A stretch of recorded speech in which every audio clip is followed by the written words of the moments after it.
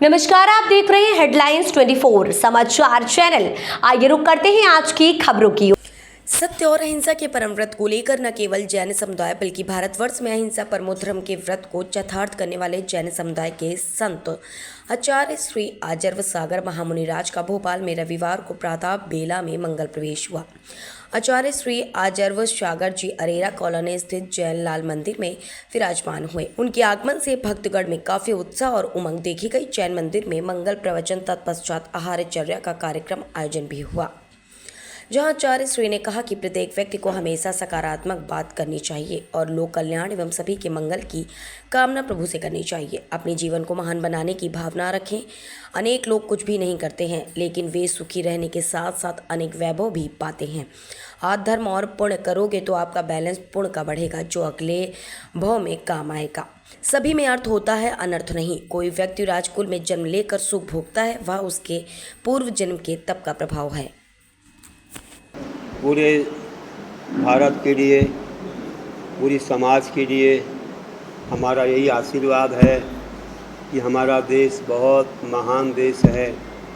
जिस देश में ऋषभदेव, राम, हनुमान, कृष्ण, बुद्ध, महावीर जन्मे, जिस देश में दूध की नदियाँ बहती थीं, जिस देश में हर घर में मंगलाचार, हर घर में न्याय नीति का साम्राज्य था, आज भी हमें देशभक्ति पूर्वक वह काम करना है कि जब चाणक्य जैसे मंत्री के समय यहाँ घरों में ताला नहीं लगता था, कोई चोरियाँ नहीं होती थी और कोई भिखारी भी नहीं थे।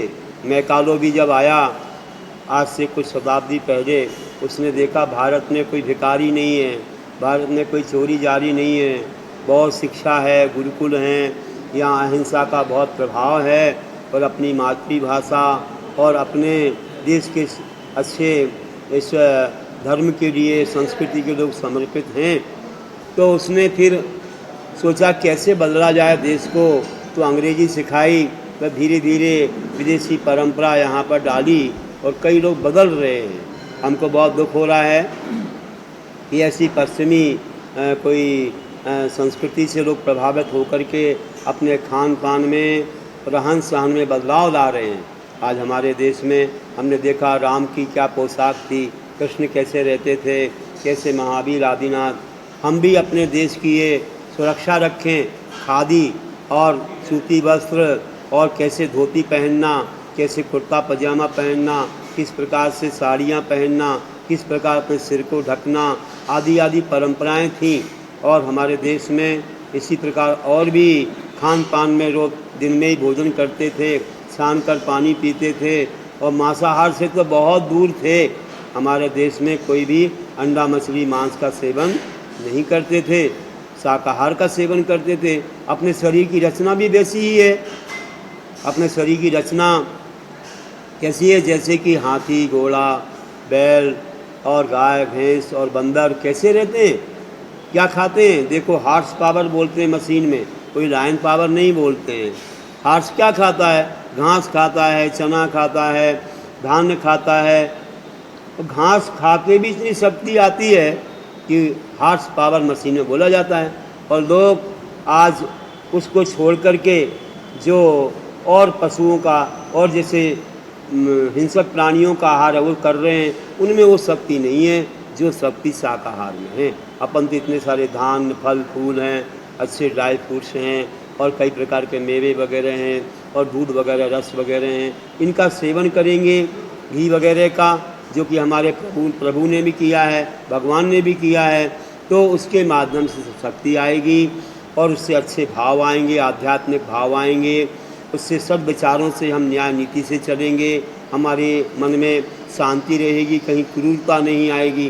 क्योंकि जो लोग ऐसे अशुद्ध आहार को करते हैं या जो नशीले पदार्थों को खाते हैं, पीते हैं, मांसाहार करते हैं, तो उनके अंदर क्रूरता आ जाती है, व्यवहार में अंतर आता है, अधिक क्रोध आता है, आदि आदि। इसलिए हम लोगों को थोड़ा सा विचार करना है कि जैसा खावे अन्न वैसा होवे मन, जैसा पीवे पानी वैसे होए वाणी। तो हमारे यहाँ कहा है कि इस प्रकार के जी और जीने जो को सिद्धांत को, लिव एंड लेट लिव के सिद्धांत को अपने जीवन में अपनाना है और हम लोगों को शाकाहार के माध्यम से अपने अच्छे सात्विक विचार लाना है। और यहाँ तक कि जब राम गए थे वनवास और सीता का हरण हुआ तो सीता की खोज करके जब हनुमान ने परिचय दिया राम का तो सीता को विश्वास आया कि ये राम के पास से आए। तब 10 दिन के बाद भोजन किया। क्या बोला था हनुमान ने राम के परिचय में कि नमा सम्राग वो भूमते न चे मधु सेवते वन्यम सुविहितम नित्यम भक्तम स्नाति केवलम। रामायण में लिखा है कि राघववंशी राम कभी मांस का सेवन नहीं करते, मधु का सेवन नहीं करते, वे शाकाहार करते हैं, वो जंगल में विहार करते हैं, ऐसे है राम। तो सीता का मुख कमल खिल गया। फिर 10 दिन के बाद फलाहार किया, सेव केला अंगूर अनार सब खाए और जिस फल को ज़्यादा खाया उसका नाम सीताफल हो गया। ऐसा तो वर्णन आता है। और ऐसे महाभारत में भी क्या देखो कृष्ण का उपदेश वहाँ बताया कि मध्यमाशासनम रात्रिम भोजनम कंद भक्षणम ये कुर्बंती विखा तेसाम तीर्थ यात्रा जपस्तपा। कि जो मध्य मधु मांस का भोजन करते हैं, रात्रि भोजन करते हैं, जमी कंद खाते हैं तो उनकी तीर्थ यात्रा जब तब करना सब व्यर्थ है। मतलब धर्म करो तो गज स्नान जैसा हो गया, हाथी ने स्नान किया फिर धूल को ऊपर डाल दिया तो सब व्यर्थ हो जाता है। तो हमको ऐसे संदेशों को मानना चाहिए। अपने देश की रक्षा के लिए हमें कुछ ऐसे भी कार्यों से बचना है।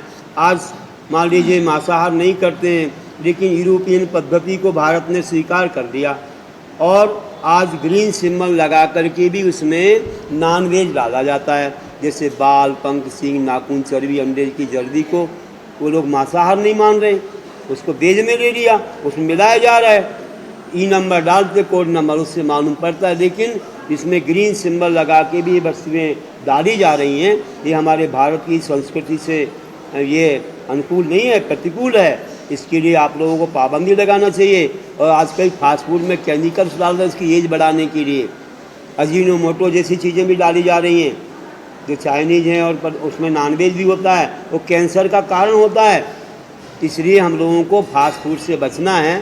फास्ट फूड नहीं, फास्ट फूड खाओ, जो पुराना है वो खाओ। अपने यहाँ सब प्रकार के पकवान बनते थे, सब बनते थे।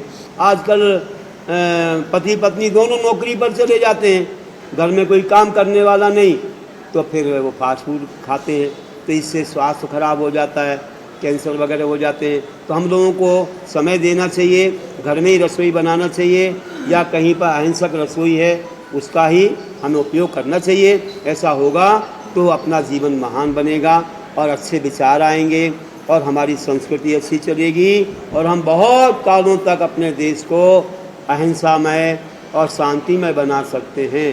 शांति के लिए कोई मिसाइल नहीं चाहिए।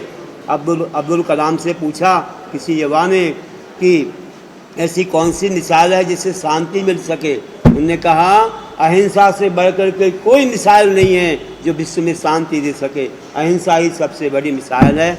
इसे अहिंसा परमो धर्म की जय हो। सबको आशीर्वाद है, सब अहिंसा का पालन करें और सबका जीवन महान शांतिमय बने। आशीर्वाद है। 3 दिन से मुनि संघ आया हुआ, आचार्य संघ यहाँ पर आर्जव सागर महाराज का संघ है। सत्संग बहुत ज्ञान की अपूर्व गंगा बह रही है और बड़ा ही अच्छा लग रहा है। मंदिर प्रांगण में खूब धूमधाम है। समस्त लोग यहाँ पर एकत्रित हो रहे हैं। बराबर चौके लग रहे हैं। हमारे यहाँ भी चौके लगे थे।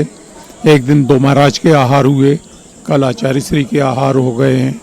आज दूसरों को मौका देने की वजह से आहार हम लोग नहीं लगाए चौके। बाकी ऐसी खबरों में बने रहने के लिए हमारे चैनल को लाइक सब्सक्राइब जरूर कीजिए।